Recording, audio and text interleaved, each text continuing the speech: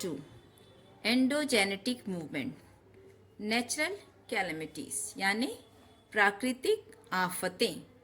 तो student, natural calamities मतलब वो इवेंट्स जो नेचर खुद करती है, इंसान नहीं। जैसे बारिश बहुत ज़्यादा हो जाती है तो बाढ़ यानी फ्लड्स आ जाता है, या तेज़ तूफान स्टॉर्म आ जाए।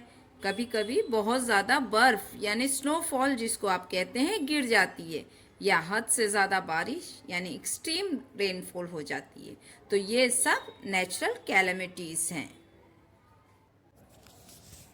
और इसी चैप्टर में हम पढ़ेंगे कि भूकंप यानी अर्थक्वेक और ज्वालामुखी का फटना यानी वॉल्केनिक इरप्शन भी नेचुरल कैलेमिटीज़ हैं। ये क्यों होते हैं? क्योंकि धरती के अंदर जो मूवमेंट यानी एंडोजेनेटिक मूवमेंट हो रही है, उनकी वजह से जब ये कैलेमिटीज़ आती हैं तो अक्सर लोगों की जान, लॉस ऑफ लाइफ चली जाती है, और प्रॉपर्टी जैसे मकान, गाड़ी, खेत एक्सेट्रा का बहुत नुकसान यानी लॉस ऑफ प्रॉपर्टी होता है। तो बेसिकली नेचुरल कैलेमिटीज़ वो प्राकृतिक घटनाएं हैं जो धरती पर होती हैं और बहुत डिवास्टेशन यानी तबाही लाती हैं।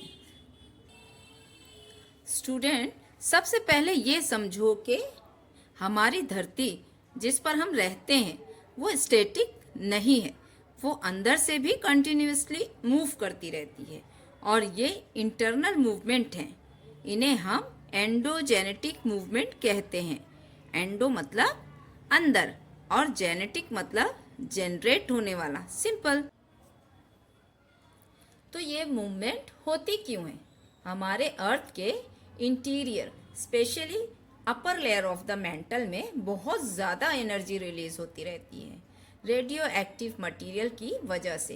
ये एनर्जी वेव्स के फॉर्म में ट्रैवल करती है, और इसी एनर्जी फ्लो की वजह से मेंटल में इंस्टेबिलिटी आती है, और इस इंस्टेबिलिटी से ये इंटरनल मूवमेंट शुरू होती है। जैसे जब गर्मी लगती है तो हवा चलती है ना, वैसे ही ये एनर्जी अर्थ के अंदर हलचल मचाती है। अब एंडोजेनेटिक मूवमेंट को हम कैसे क्लासिफाई कर सकते हैं? इनको हम 3 बेसिक चीज़ों पर क्लासिफाई करते हैं। वेलोसिटी यानी स्पीड, कितनी तेज़ हो रही है मूवमेंट। डायरेक्शन, किस दिशा में हो रही है। लैंड फॉर्म्स प्रोड्यूस, उनसे धरती पर क्या क्या बन रहा है। चलो एक एक करके देखते हैं। वेलोसिटी के बेसिस पर ये 2 टाइप की होती हैं। स्लो मूवमेंट यानी धीमी गति की मूवमेंट। ये मूवमेंट कंटिन्यूअसली होती रहती है, बहुत धीरे धीरे, आपको रोज़ दिखती नहीं, लेकिन over long period of time इनका बहुत बड़ा इम्पैक्ट होता है। इनकी वजह से क्या बनता है पता है? माउंटेन्स, पहाड़ जैसे हिमालयस, एल्प्स, कॉन्टिनेंट, महाद्वीप, जो बड़े बड़े लैंड मासेस हैं धरती पर। Think of it like a plant growing. You don't see it growing, but over time it gets big. Sudden movement, अचानक होने वाले मूवमेंट, जैसे नाम से ही पता चल रहा है ये मूवमेंट सडन होती है, एकदम से। इनको हम इवेंट्स भी कह सकते हैं। इनकी वजह से क्या होता है?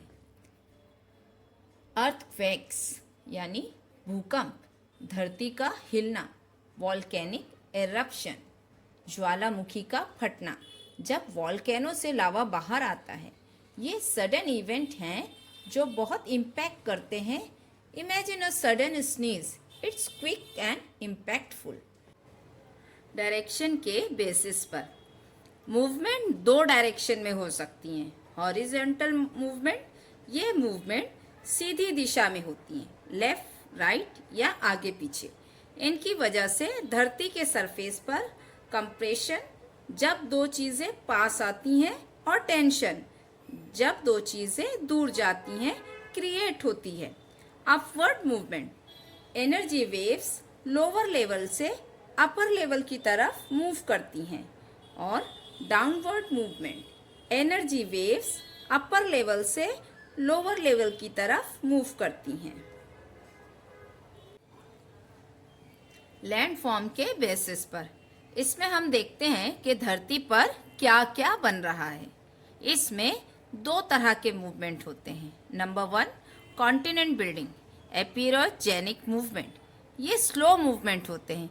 इनकी वजह से धरती का कोई बड़ा हिस्सा ऊपर उठ जाता है, अपलिफ्टेड, या नीचे चला जाता है, सबसाइडेड। जब ऊपर उठता है और सी लेवल से ऊपर आता है तो कॉन्टिनेंट बनते हैं, और जब नीचे चला जाता है और सी लेवल से नीचे रहता है तो सी बेड का पार्ट बन जाता है। सोचो, बड़े बड़े लैंड मासेस ऐसे ही बनते हैं। नंबर 1, फोल्ड माउंटेन्स, मोडार पहाड़। जब एनर्जी वेव्स एक दूसरे की तरफ आती हैं, यानी कंप्रेशन और सॉफ्ट रॉक्स पर प्रेशर डालती हैं, तो रॉक्स मर्ज जाते हैं और फोल्ड बन जाते हैं। जैसे जब आप एक ब्लैंकेट को बीच से ढकेलते हैं तो उसमें फोल्ड्स बन जाते हैं ना। Example, the Himalayas, the Andes. Number 2, block mountains, block पहाड़। जब एनर्जी वेव्स एक दूसरे से दूर जाती है, यानी टेंशन, या जब पास आकर हार्ड रॉक पर प्रेशर डालती है तो रॉक्स में फ्रैक्चर या फॉल्ट्स बन जाते हैं। जब धरती का एक हिस्सा दो पैरेलल फॉल्ट्स के बीच में ऊपर उठ जाता है तो उसे ब्लॉक माउंटेन कहते हैं। Example, black forest mountain in Europe. Earthquake यानी भूकंप। अर्थ मतलब धरती, क्वेक मतलब हिलना, तो अर्थ का हिलना कैसे होता है? जब धरती के अंदर मूवमेंट होती है तो टेंशन क्रिएट होती है। जब ये टेंशन बहुत ज़्यादा हो जाती है तो एनर्जी रिलीज होती है वेव्स के फॉर्म में और धरती हिलने लगती है। फोकस यानी हाइपोसेंटर, वो जगह जहाँ धरती के अंदर एनर्जी रिलीज होती है, मतलब जहाँ से अर्थक्वेक स्टार्ट होता है। एपिसेंटर, फोकस के ठीक ऊपर धरती का सरफेस पर वो पॉइंट जहाँ एनर्जी वेव्स सबसे पहले पहुँचती हैं। यहाँ पर अर्थक्वेक का इम्पैक्ट सबसे ज़्यादा होता है। सेस्मिक वेव्स, ये एनर्जी वेव्स होती हैं जो अर्थक्वेक के दौरान रिलीज होती हैं। इनको हम सेस्मोग्राफ से मेज़र करते हैं। इफ़ेक्ट्स ऑफ अर्थक्वेक, ज़मीन में क्रैक्स आ जाना, लैंडस्लाइड्स यानी ज़मीन का खिसकना, ग्राउंड वाटर का कोर्स चेंज हो जाना, सुनामी, समुंदर में बड़ी लहरें, प्रॉपर्टी का नुकसान, लाइफ लॉस एक्सेट्रा, ट्रांसपोर्टेशन और कम्युनिकेशन सिस्टम का बिगड़ जाना। वॉल्केनोस यानी ज्वालामुखी क्या होता है? हॉट सॉलिड लिक्विड और गैसियस मटेरियल मेंटल से धरती के सरफेस पर बाहर आते हैं। इस प्रोसेस को वॉल्केनिक इरप्शन कहते हैं। जब ये मॉल्टेन मटेरियल धरती के अंदर होता है तो उसे मैग्मा कहते हैं, और जब वो बाहर आ जाता है सरफेस पर तो उसे लावा कहते हैं। टाइप्स ऑफ वॉल्केनोस इरप्शन के बेसिस पर, सेंट्रल टाइप और कॉनिकल वॉल्केनोस। लावा एक सिंगल वेंट या क्रैक से बाहर आता है, इसे कॉनिकल शेप्ड माउंटेन बनते हैं। फिजर टाइप वॉल्केनोस, लावा बहुत सारे क्रैक्स या फिजर से बाहर आता है।